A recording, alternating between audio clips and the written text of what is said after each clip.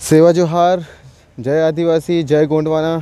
साथियों, मैं अंशुल शाह मरकाम आज सिवनी के इस प्रांगण में उपस्थित हूं, जहां पर गोंडवाना गणतंत्र पार्टी की बैठक अभी आहूत हुई है। उस बैठक के दौरान हमारा उद्देश्य होता है कि जो भी हमारे समाज के चर्चित मसले हैं, उन मसलों को डिजिटल माध्यम से आप तक पहुंचा सकें। और इस चैनल के माध्यम से हम निरंतर हमारे समाज के बीच चल रही दुर्दशा, हमारे समाज के बीच चल रही वार्ता और हमारे समाज के बीच चल रही जो भी संघर्ष की लड़ाई है, उसको हम आप तक पहुंचाते हैं। जहां पे आपसे उम्मीद ये रहती है कि आप इन मसलों को ज़्यादा से ज़्यादा देश के आदिवासियों तक पहुंचाने का प्रयास करें, और आशा है कि आप भी हमारे इन मसलों को देश के आदिवासियों तक पहुंचाएंगे। आज की बैठक पे कुछ मुद्दे गूंजते रहे, और वो मुद्दे गुंजायमान भी थे, जिसमें कि सबसे पहले मुद्दा आया था कि मॉब लिंचिंग का जो मसला सिमरिया पे हमारे आदिवासी भाइयों को शक की निगाह पर, शक की सुई पर कुछ मनुवादी संगठनों द्वारा बेरहमी से मार दिया जाता है। और उसके उपरांत राजनीतिक षड्यंत्रकारी यह बोलकर वोट मांगते हैं कि अगर आप भारतीय जनता पार्टी को वोट करते हैं तो हम इन आरोपियों को छुड़वा देंगे। और वहाँ पे आरोपियों के लोगों ने, आरोपियों के परिवारजनों ने बढ़ चढ़ के भारतीय जनता पार्टी को सहयोग किया, तन मन धन से उनका समर्थन किया और भारतीय जनता पार्टी के लोगों को जिला पंचायत पे जितवाया।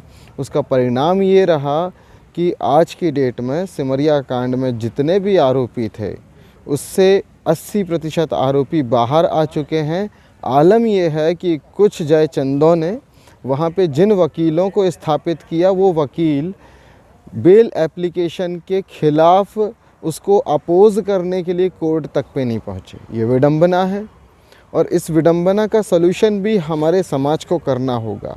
उसके उपरांत एक और मसला आया, जो बाघ से प्रताड़ित हमारे आदिवासी समाज के लोग हैं, जो कि टाइगर वर्सेस ट्राइबल का जो कॉन्फ्लिक्ट क्रिएट है, तो उस कॉन्फ्लिक्ट के ड्यूरेशन पे जो टाइगर यहाँ पर आदिवासियों को निरंतर मार रहा है, तो उसी वाक़ये के दौरान पर एक वाक़या और हुआ कि जिसमें कुछ गांव के लोग थे, जब बाघ ने उनके गांव पे हमला किया तो अपनी जान बचाने के लिए उन लोगों ने बाघ से आत्मरक्षा के एवज़ में वहाँ पे हथियार उठाए, और उसके बाद पुलिस ने आत्मरक्षा बाघ से कर रहे आदिवासियों को बाघ की हत्या करने के जुर्म पर अंदर कर दिया है।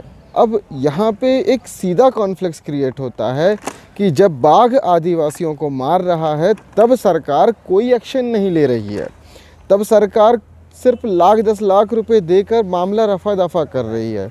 और जब आदिवासी अपनी रक्षा के लिए किसी बाघ से लड़ते हैं और उसमें बाघ अगर मारा जाता है, तो यह वहाँ पर सरकार को एक निर्णय यहाँ पे प्रतिपादित करना चाहिए कि अगर टाइगर किसी ट्राइबल पे अटैक करता है तो टाइगर पे भी ट्राइबल अटैक करेंगे, नहीं तो वहाँ पर आपने जितने भी कूनो नेशनल पार्क में बाघ के भोजन को उठा के भेजा है, उसे वापस लाना होगा, या फिर आप यहाँ पे वैकल्पिक व्यवस्था बाघ के लिए, भोजन के लिए कीजिए और आदिवासियों की हत्याओं को रोकिए। उसके साथ एक और मसला आया। मसला यह था कि आदिवासियों के प्रतीकों को निरंतर तोड़ा जा रहा है, निरंतर मारा जा रहा है। आदिवासियों के राजा दलपत शाह, उनकी प्रतिमा को 2 बार क्षतिग्रस्त किया गया। आदिवासी समाज ने तिल तिल करके अपना चंदा जोड़ करके वहाँ पे मूर्ति स्थापित की। उस मूर्ति को निरंतर वहाँ पे जो आदिवासियों से बैर रखने वाले लोग हैं, वो निरंतर हमला कर रहे हैं। इस पे भी हमको सोचना होगा कि इनसे हम कैसे लड़ें।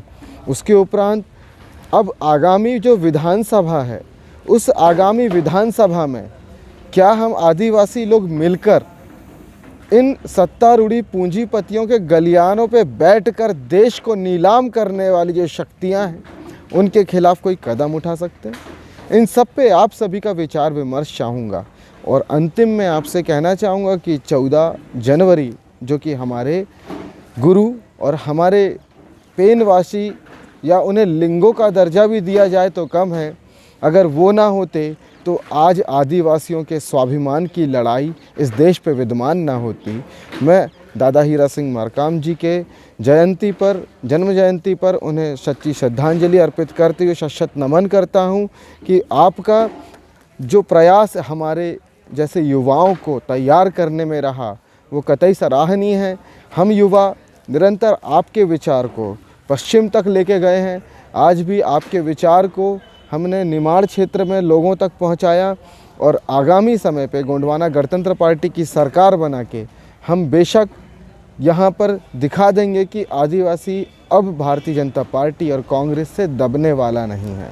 क्योंकि यहाँ पर जो परिस्थितियाँ हैं वो परिस्थितियाँ यह स्पष्ट कर चुकी हैं कि आदिवासियों की वैल्यू ना तो भाजपा करती है ना कांग्रेस करती है। ये सिर्फ बातें करती हैं मगर वैल्यू नहीं करती, ना इनके लिए कुछ अच्छा कार्य करती।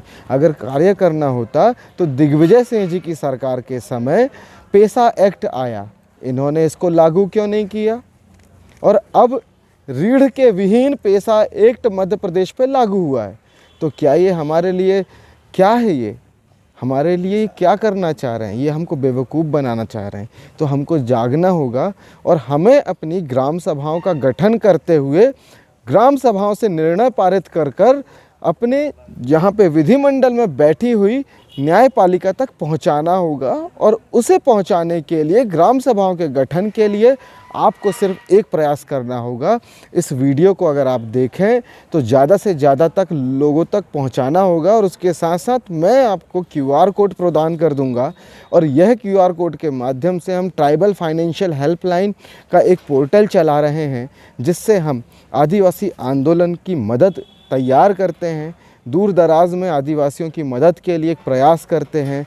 वो बार कोड में आप यथाशक्ति आदिवासियों के इस आंदोलन को मजबूती प्रदान करने के लिए एक मदद हमारे समाज को प्रदान करें। इसी के साथ मैं आपको धन्यवाद प्रेषित करता हूँ, जोहार प्रेषित करता हूँ। इस चैनल को सब्सक्राइब करने के साथ साथ हमारे आंदोलन में हिस्सेदारी अपनी सुनिश्चित करें। जोहार।